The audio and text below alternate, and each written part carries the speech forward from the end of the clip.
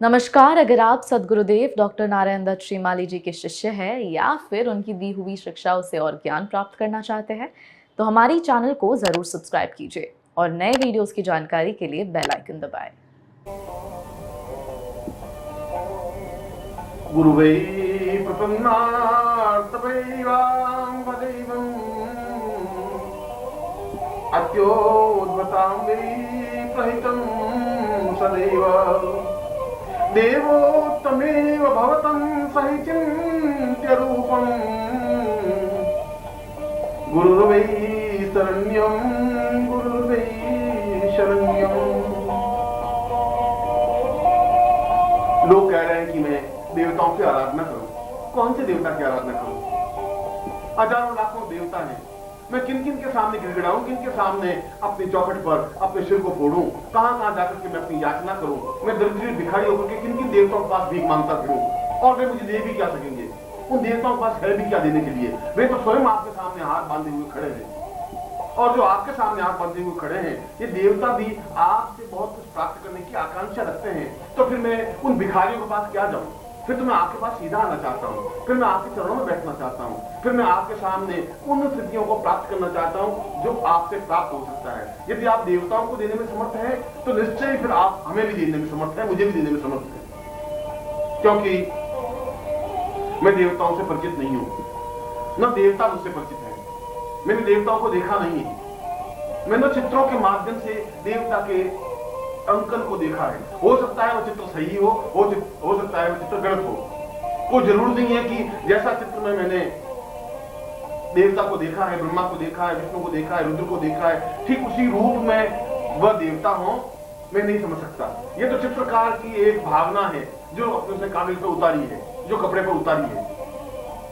उस चित्रकार ने उस देवता को देखा नहीं, केवल कल्पना के माध्यम से उनके स्वरूप बिंब को उस कपड़े पर, कागज पर उतारा है।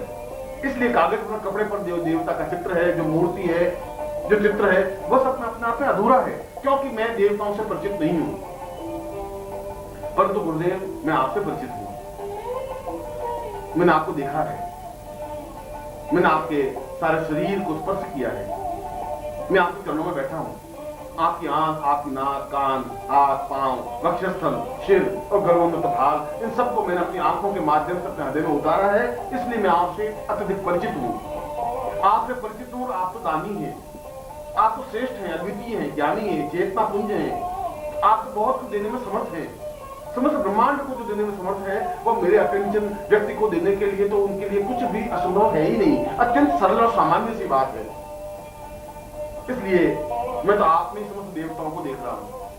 मैं तो देख रहा हूं कि ब्रह्मा, विष्णु, रुद्र समस्त आपके शरीर में समाहित हैं। जहां जहां भी, जिस रोग में भी मेरी दृष्टि पड़ती है वहां एक नवीन देवता के दर्शन मुझे होते हैं। और ये सारे देवताओं का आगार समूह को जब मैं साक्षात अपने सामने देखता हूं तो मैं भाव विभोर हो जाता हूं, गदगद हो जाता हूं, अपने आप में मैं रह नहीं पाता हूं। इसीलिए आप मुझे देवताओं की आराधना करने के लिए मत कहिए। मैं देवताओं की आराधना चाहता भी नहीं हूं। मेरे सामने तो प्रत्यक्ष देवता है, सशरीर देवता है, चैतन्य पुंज देवता है। फिर इस जीवित जागृत देवता को छोड़ करके उन पाषाण मूर्तियों को, चित्रों को पूजने से क्या होगा? मैं तो गुरुदेव केवल मात्र आपकी शरण में हूं और एकमात्र आपकी ही शरण में हूं।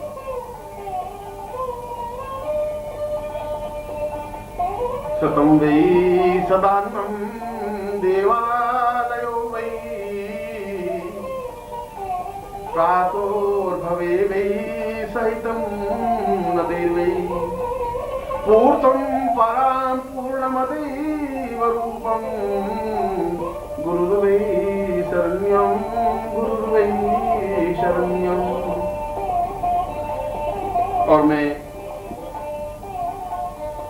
काशी और कांची, हरिद्वार, मथुरा तीर्थ स्थलों पर जाकर के भी क्या कर लूंगा? उस गंगा में बार बार डुबकी लगाने से भी क्या हो जाएगा? अगर गंगा में डुबकी लगाने से पवित्र और दिव्य बन जाता तो सारी मछलियां अपने आप में पवित्र और दिव्य बनी हुई हैं, सारे मेढक अपने आप में पवित्र और दिव्य हैं। यदि काशी में रहने से ही जीवन की पूर्णता प्राप्त हो जाती है तो वहां स्वान और खर, कुत्ते और गधे बहुत घूमते हैं, वे सभी अपने आप में पवित्र दिव्य आत्मा बन जाते हैं। वहां जाने से कुछ नहीं हो सकता है, वहां कुछ संभव है ही नहीं। उन देवालयों में तो एक पत्थर की मूर्तियां हैं जो बोल नहीं पाती, जो मेरी बात सुन भी नहीं पाती। उन पत्थरों को मैं कहने से अपने सिर को फोड़ने के बराबर है। वे मेरी बात नहीं सुन पाते, मैं अपनी बात उन तक नहीं पहुंचा सकता, क्योंकि पत्थरों को कहने से कोई लाभ नहीं होता। मेरे लिए हरिद्वार और मथुरा, काशी और कांची अपने आप में नगण्य है।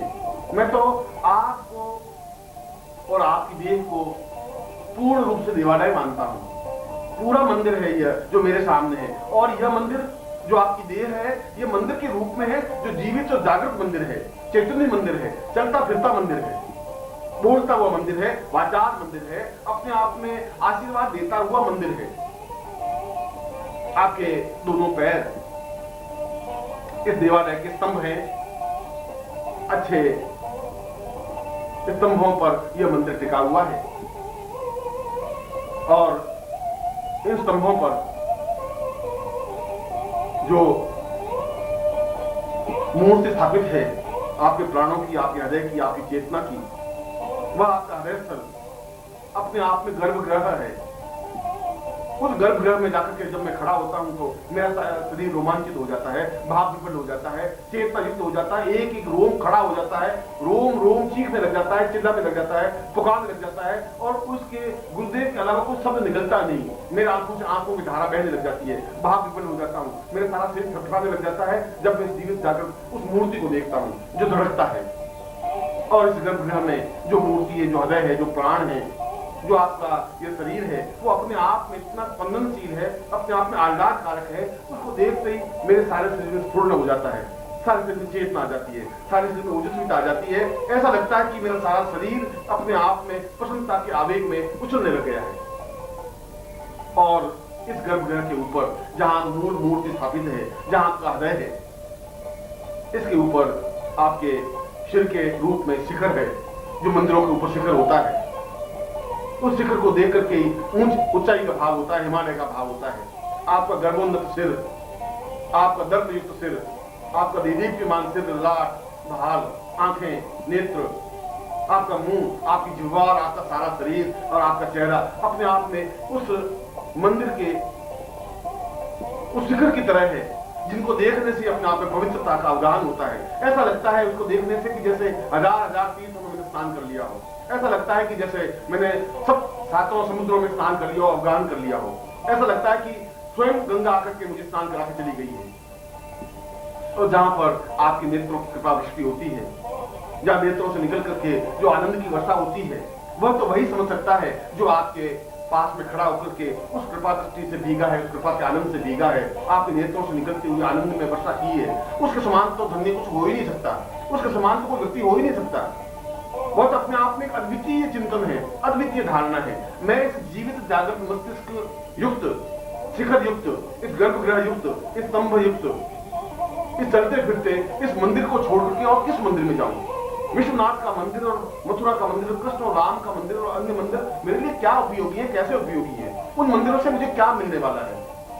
यदि मैं इस मंदिर को नहीं समझ सका, यदि मैं इस मंदिर की पूजा नहीं कर सका, यदि इस मंदिर को स्वच्छ और पवित्र और दिव्य नहीं रख सका, इस मंदिर में सेवा शुश्रूषा नहीं कर सका, तो फिर मेरा सब कुछ जाना व्यर्थ है।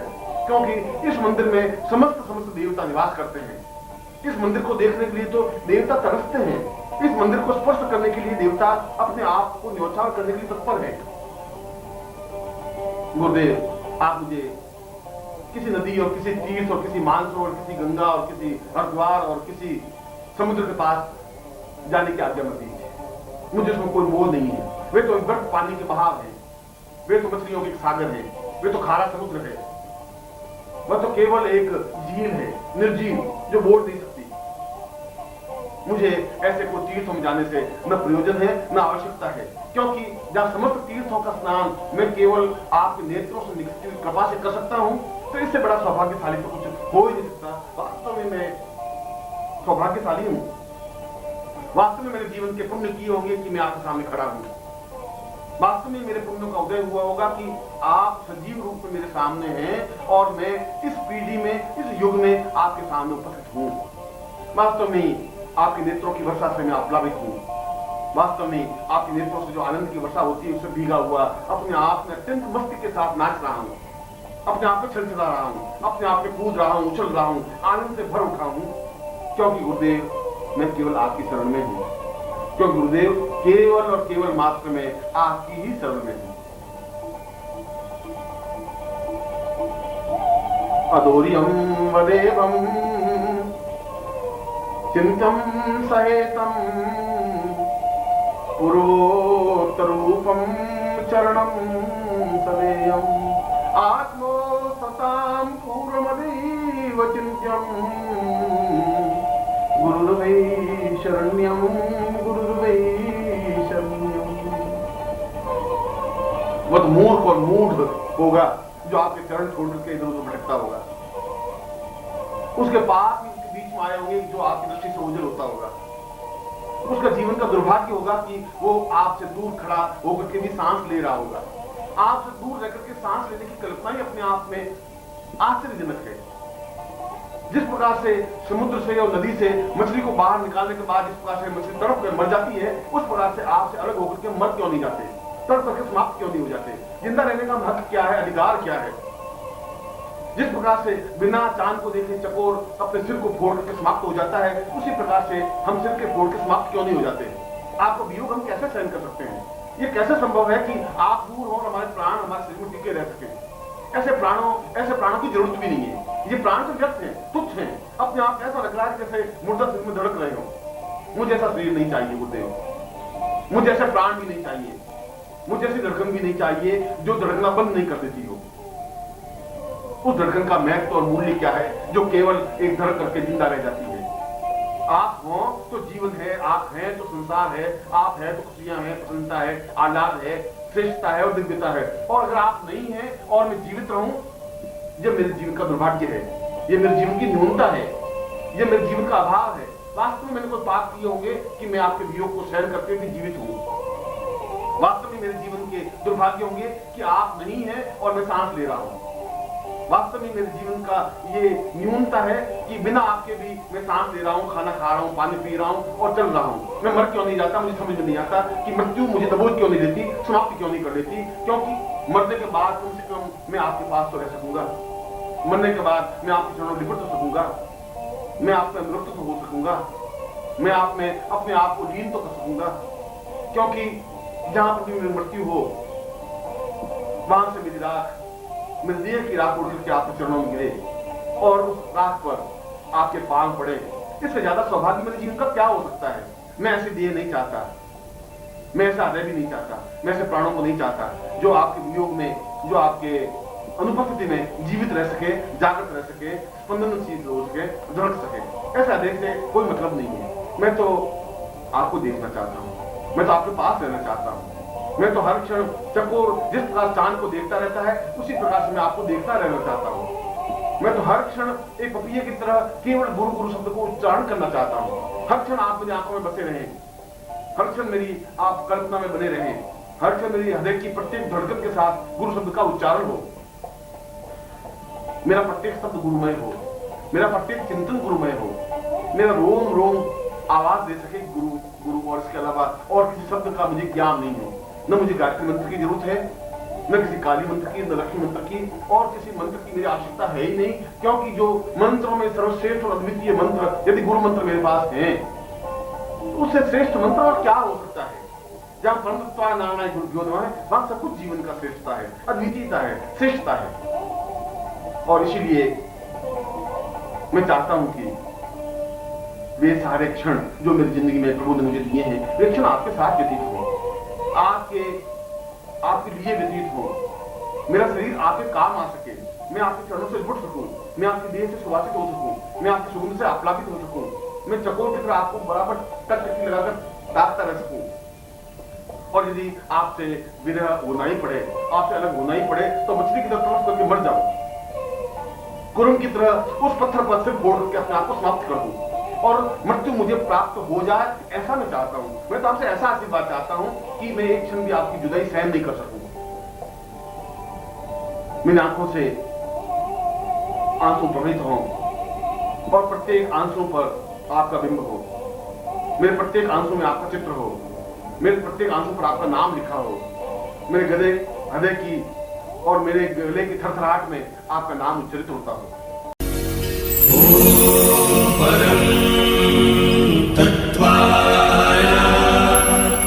नारायणाय